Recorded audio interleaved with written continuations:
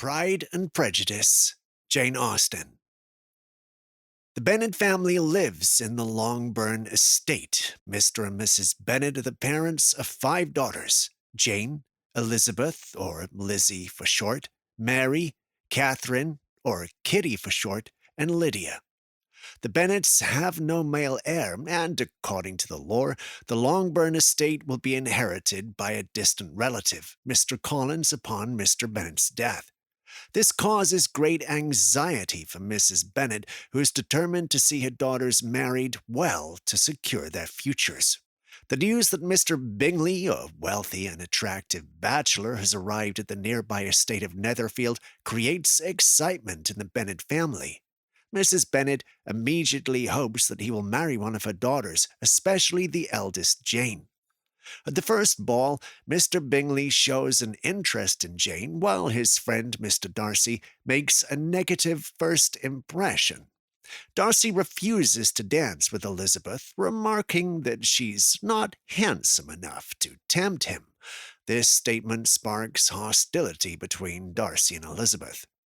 Meanwhile, Jane is invited to visit the Bingley household. Mrs. Bennet deliberately advises Jane to go on horseback, even though it's raining, hoping this will force her to stay at Netherfield longer. Jane catches a cold and becomes seriously ill. Elizabeth goes to take care of her and spends several days at Netherfield. During this time, she notices that Darcy gradually begins to pay attention to her, although she still sees him only as an arrogant aristocrat. Bingley's sisters, Caroline Bingley and Mrs. Louisa Hurst, as well as Louisa's husband, Mr. Hurst, are also living in the Bingley estate. Caroline looks down on the Bennet family and tries to win Darcy's attention, constantly emphasizing her own virtues and superiority. Louisa, being married, is less active but supports her sister in her condescending remarks. Mr. Hurst is an indifferent man who is only interested in comfort and good food, and he plays no significant role in the events. Mr. Collins, a distant relative of the Bennet family and their heir to Longbourn, arrives for a visit with the intention of choosing one of the daughters as his wife. He's a clergyman under the patronage of Lady Catherine de Bourgh, an influential and aristocratic woman. Mr. Collins comes across as awkward, self-important, and excessively devoted to his benefactress, which makes him seem comical to Elizabeth. Initially, Collins plans to propose to Jane, but Mrs. Bennet advises him to consider Elizabeth instead, as Jane is, in her opinion, destined for Mr. Bingley. At the same time, a new character named George Wickham, who's a militia officer, appears in Meryton and quickly wins the society's favor with his charms and looks. Wickham tells Elizabeth that Darcy treated him unfairly, depriving him of an inheritance left to him by Darcy's father. This story strengthens Elizabeth's dislike for Darcy. Mr. Collins decides to propose to Elizabeth, assuming she will not refuse. However, his proposal is so devoid of romance that it comes across as insulting. He emphasizes the advantages of such a marriage, highlighting his connection to Lady Catherine and his role as the heir of Longbourn. Elizabeth firmly declines despite her mother's insistence and Collins' confidence that her refusal cannot be serious. Mrs. Bennet is distraught, but Mr. Bennet supports his daughter, saying, "If you do marry Mr. Collins, I shall never see you again."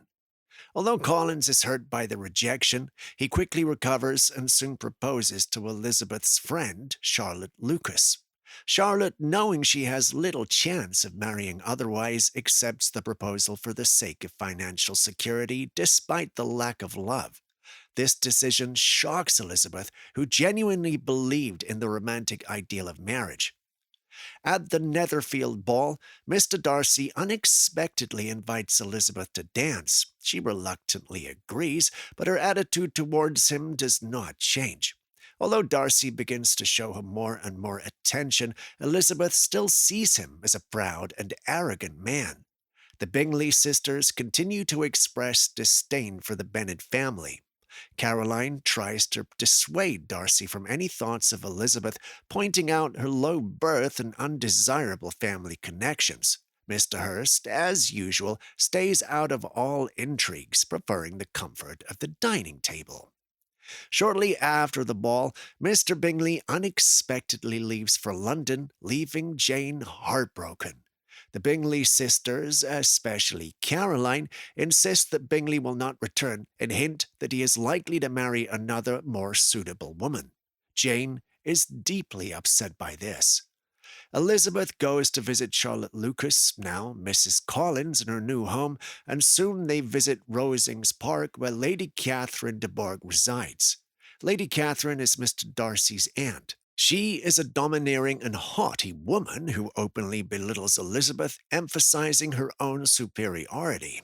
Darcy, who is visiting his aunt, begins to show even more interest in Elizabeth, frequently visiting her at the Collins household. Unexpectedly, Mr. Darcy proposes to Elizabeth. He confesses his feelings, but simultaneously emphasizes that her social status and family are far below his level, and that he is overcoming these prejudices out of the love for her. He doesn't realize that his arrogant tone and dismissive remarks about her family offend Elizabeth greatly. Elizabeth is shocked by his proposal and firmly rejects him.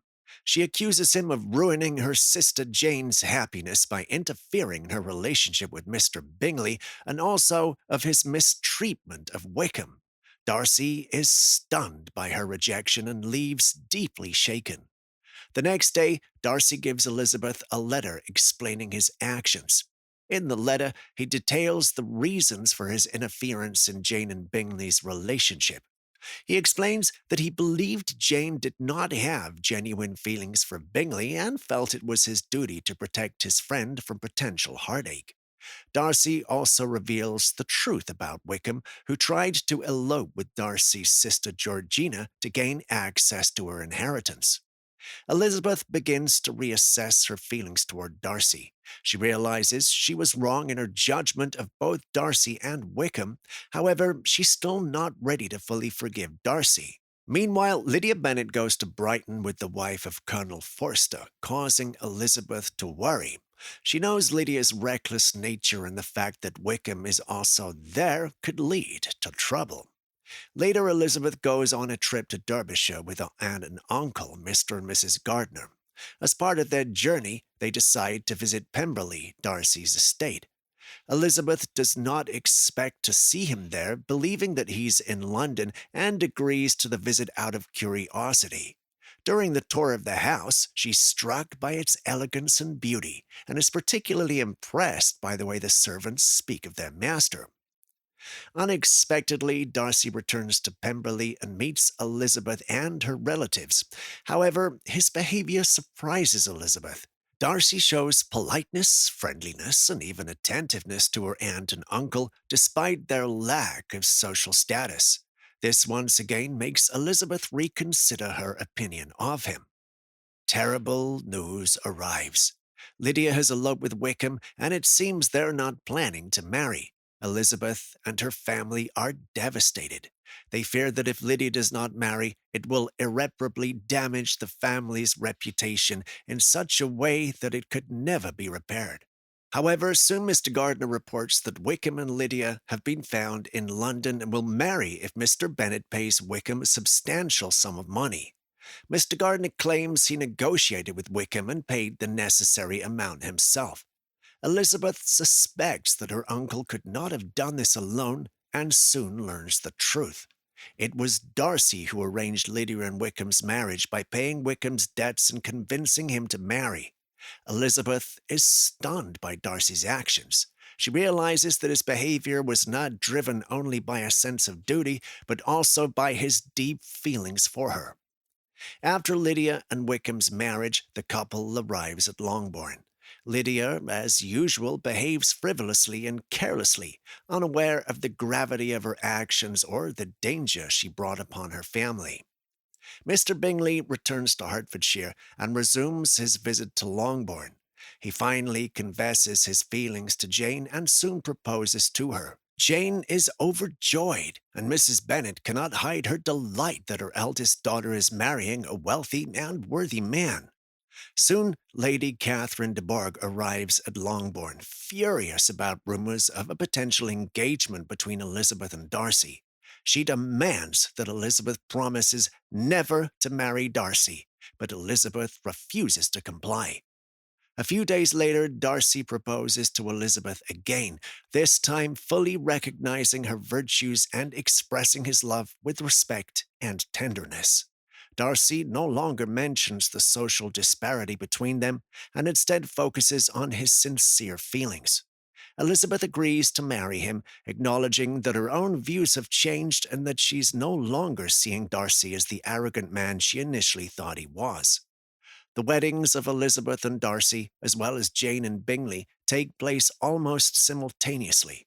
Mr. Bennet proudly declares that he could not have found a better husband for his daughter than Darcy, despite his initial doubts. Darcy and Elizabeth move to Pemberley, where they begin their life together. Jane and Bingley also move to a neighboring estate. Mrs. Bennet is overjoyed that her two eldest daughters have made such fortunate marriages. The end. Thank you for watching this video. Please like and subscribe for more book summaries.